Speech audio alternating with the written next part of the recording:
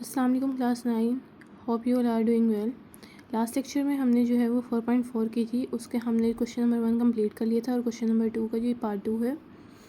देखें, आपने जो है वो 121 एक्स की पावर 4 माइनस 198 एक्स की पावर 3 माइनस 183 एक्स का स्क्वायर प्लस 216 एक्स प्लस 144 का जो है वो स्क्वायर रूट फाइंड करना है बाय डिवीजन मेथड। 8 क्लास में क्योंकि आप डिवीजन मेथड करके आए हैं, उसमें क्या करते थे, हमारे पास जो भी नंबर होता था उसको हाफ में डिवाइड करते थे और जो है उसको फिर डिवाइड करके उसका आंसर निकाल लेते थे। अब देखें यहाँ पे 121 है और एक्स की पावर 4 है, इसका हाफ क्या होगा। 121 का जो स्क्वायर होता है वो 11 का स्क्वायर होता है, ठीक है। यानी 121 का स्क्वायर रूट जो है वो 11 होता है, वो लिखोगे और एक्स की पावर को हाफ करके आप लिख दोगे, विच इज़ एक्स की power square.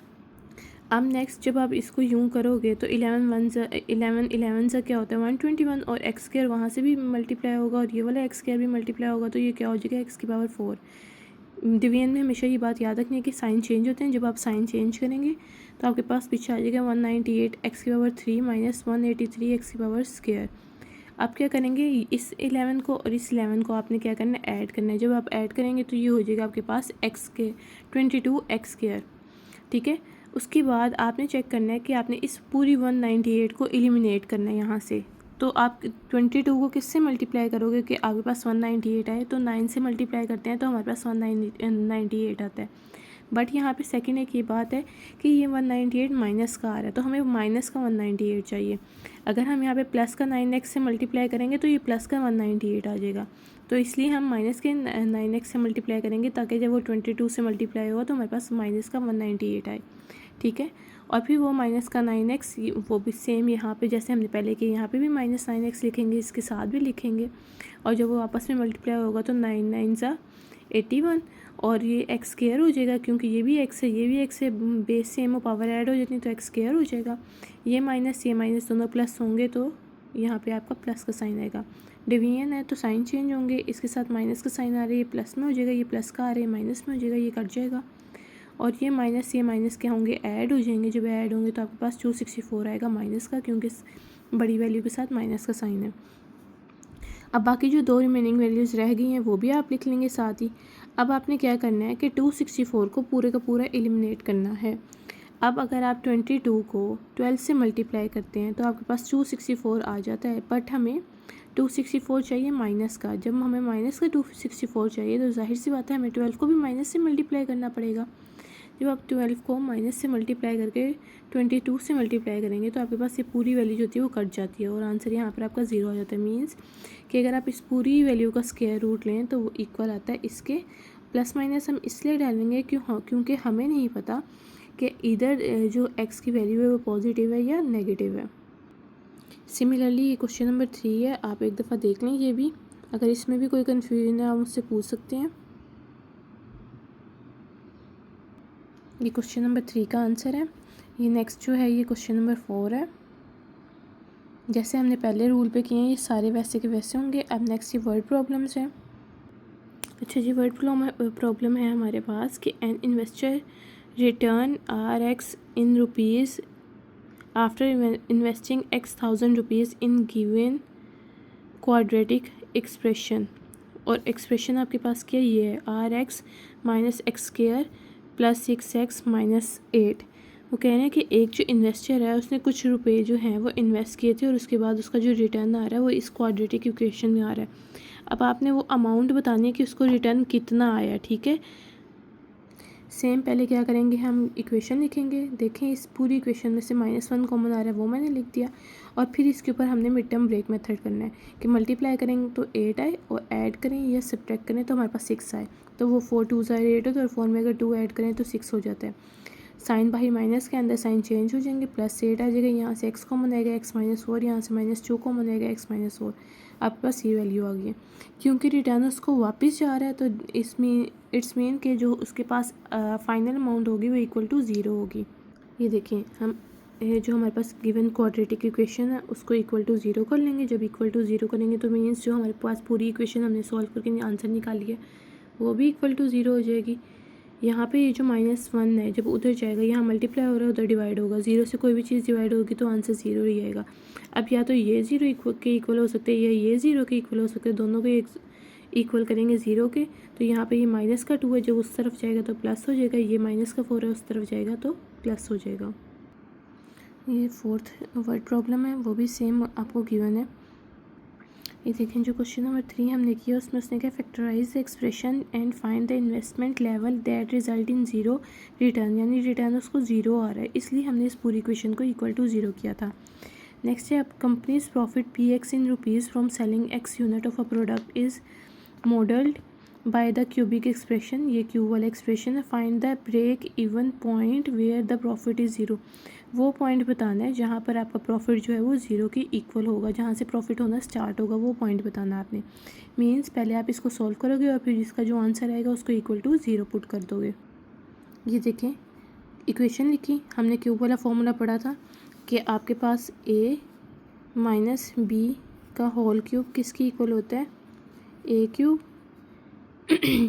-3A² B plus 3AB² plus B³ ठीक है, सॉरी -B³ इसकी इक्वल होता है। तो मीन्स वैल्यू यहाँ पे अगर हम इस फॉर्मूले के अकॉर्डिंग वैल्यू सब्स्टिट्यूट करें तो आपके पास ये पूरा जो फॉर्मूला आ रहा है ये किसकी इक्वल आ रहा है, x-5 के होल क्यूब का, क्योंकि 125 जो है वो 5 का क्यूब होता है इसलिए। ठीक है, अब उसने कहा है कि आपने वो पॉइंट बताना है जहाँ से प्रॉफिट जो है वो 0 हो जाए, यानी P(x) हम इक्वल टू 0 पुट करेंगे, यानी ये पूरी वैल्यू भी इक्वल टू 0 आ गई। दोनों तरफ क्यूब रूट लेंगे, आपके पास x-5 इक्वल टू 0 आ जाएगा, क्योंकि क्यूब का 0 का क्यूब 0 ही होगा। यहाँ पे ये -5 है, वहाँ पे जाके क्या होगा, +5। ठीक है, अब ये देखें आपके पास 5वां है, the potential energy V(x) in an electric field varies as a cubic function of distance x given by, ये आपको उन्होंने बता दिया कि पोटेंशियल एनर्जी जो है वो चेंज हो रही है एक क्यूबिक फंक्शन की, determine where the potential energy 0। अब आपने वो जगह बतानी है जहाँ पर उसकी पूरी पोटेंशियल एनर्जी जो है वो 0 की इक्वल हो जाएगी इस इक्वेशन के। ठीक है, सेम पहले इक्वेशन लिखेंगे, इक्वेशन को इक्वल टू 0 पुट कर देंगे। अब इस पूरी इक्वेशन से 2x कॉमन आ रहा है वो लिखा, पीछे जब आप कॉमन 2x ले लोगे तो यहाँ पे x का स्क्वायर रह जाएगा, यहाँ पे 3x रह जाएगा और यहाँ पे 2 खाली रह जाएगा। सेम ये एज इट इज़ आता रहेगा और यहाँ पर आप लगा दोगे मिड टर्म ब्रेक मेथड। जब मिड टर्म ब्रेक मेथड लगाएंगे तो 2 + 1 जो होता है वो 3 होता है और 2 को 1 से मल्टीप्लाई करें तो 2 होता है। दूसरा ये कि यहाँ पे बाहर माइनस का साइन है तो अंदर साइन चेंज हो जाएगी, जब साइन चेंज हो जाएगी तो आपके पास कॉमन लेके -1 और -2 आंसर आएंगे, क्योंकि हमारे पास इक्वेशन आ रही है 2x × x-1 x-2। अब उनको बारी बारी जो है वो इक्वल टू 0 पुट करेंगे। अब x की यहाँ से वैल्यू यहाँ पे 2 मल्टीप्लाई हो रहा है, इधर जाके डिवाइड हो जाएगा तो x की वैल्यू 0 आ जाएगी। यहाँ पर x-1 है तो यहाँ पे -1 है, उधर जाके क्या हो जाएगा दूसरी साइड पे प्लस, और ये भी सेम एज इट इज़, यानी 0 पे 1 पे और 2 पे जो है उसकी पोटेंशियल एनर्जी इक्वल टू 0 होगी। Last one is in structural engineering the deflection of y(x) of a beam is given by A. The equation gives the vertical deflection at a point x along the beam. Find the points of zero deflection. अब आपने फिर उसने बता दिया zero deflection, यानी इस पूरी equation को क्या करोगे आप, इक्वल टू 0 पुट। सेम जैसे ऊपर क्वेश्चन किया था, 2 की पावर x² - 8x + 8, कॉमन क्या आ रहा है 2, जब कॉमन ले लेंगे तो फिर दोबारा मिड टर्म ब्रेक मेथड लगाएंगे। मिड टर्म ब्रेक मेथड लगाओगे आप, अब 2 जो है वो जैसे हमने ऊपर किया था सेपरेट करके इक्वल टू 0 किए थे, यहाँ पर 2 जो है वो तो 0 की इक्वल पॉसिबल ही नहीं है कि वो 0 की इक्वल हो, तो या तो x-1 होगा या x-3 0 की इक्वल होगा, वो लिखोगे आपके पास आंसर आ जाएगा। नेक्स्ट आपकी रिव्यू एक्सरसाइज है, ये क्वेश्चन आप मतलब MCQs आपको गिवन है। The factorization of 12x + 36 is, देखें 12 कॉमन आ जाएगा तो 12 के टेबल में 3 पे जो है वो 36 आता है, तो पहला ऑप्शन होगा इसका। Next one is the factor of 4x² - 12x + 9। ये आपके पास जो फॉर्मूला है बेसिकली ये फॉर्मूला है आपके पास a - b का whole square which is equal होता है a² - 2ab + b²। अब यहाँ पे इसके अकॉर्डिंगली यहाँ पे वैल्यू सब्स्टिट्यूट करो तो ये इसके इक्वल आ जाएगा, तो आपके इक्वल आ रहा है 2x - 3 का होल स्क्वायर। HCF फाइंड करोगे, पीछे हम करके आएंगे कैसे फाइंड करते हैं, तो उसके अकॉर्डिंगली आपका आंसर जो बनेगा वो AB का स्क्वायर। नेक्स्ट है फोर्थ, एलसीएम फाइंड करना है। एलसीएम का भी मेथड हम कर आए हैं, तो उसके अकॉर्डिंगली ये आंसर बनेगा। The product of LCM and HCF equals to the, हमने ये पहले पढ़ा था फॉर्मूला में कि प्रोडक्ट ऑफ टू जो पॉलिनोमियल होता है, यानी किसी दो पॉलिनोमियल का, जो हमने किया थे पी ऑफ एक्स और Q of x last time exercise में, कि ये इक्वल होता है आपके एलसीएम और एचसीएफ के, यानी इन दो पॉलिनोमियल का जो प्रोडक्ट है वो आपके पास इसके इक्वल होते हैं। नेक्स्ट है स्क्वायर रूट ऑफ दिस, हमने फाइंड आउट किया था कि कैसे करना है square root find.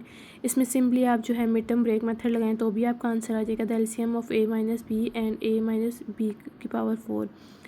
Formula given है, सब कुछ आपको पता है, वैल्यूज़ गिवन है, ये आप खुद सॉल्व करेंगे तो आपके पास आंसर आ जाएगा। नेक्स्ट का 8 वाले का ए ऑप्शन है, 9th वाले का सी और 10th वाले का ए। अब क्वेश्चन नंबर 2 है, फैक्टराइज द फॉलोइंग एक्सप्रेशन। ये बच्चों आप लोगों ने खुद करना है, अगर नहीं होगा तो मैं जो है वो वीडियो अपलोड कर दूँगी, आप जो है वो काइंडली देख लीजिएगा। नेक्स्ट आप लोगों को मैंने ये कहा था कि आप लोगों ने ये रिव्यू एक्सरसाइज जो है वो खुद करनी है। इससे रिलेटेड अगर 4.4 से रिलेटेड कोई भी आपको अगर क्यूरी है तो आप लोग मुझसे काइंडली जो है वो पूछ लें। Thank you so much. अल्लाह हाफिज़।